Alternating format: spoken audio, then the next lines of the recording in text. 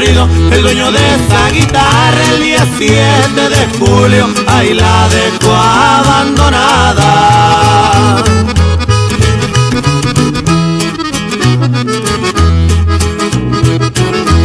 Las horas pasaban cuando un celular sonaba y Chendo no contestaba, pues estaba encajuelado, torturado y esposado, por Caite me lo encontraron.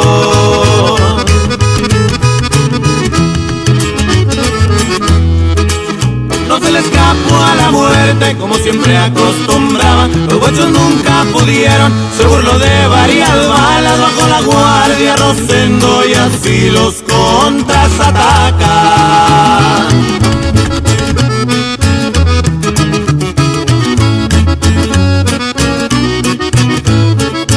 De arriba la sierra y puros nuevos sicilianos, compare. ¡Oh!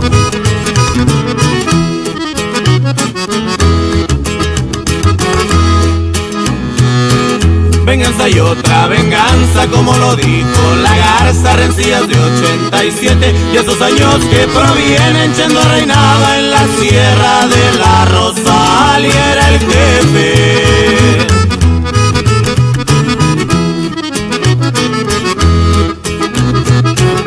Se despidió de la sierra, de la Rosalia y su gente, y allá por Canotillo ya lo escoltaba la muerte. El viento lo levantó y él fue el que acabó con su suerte.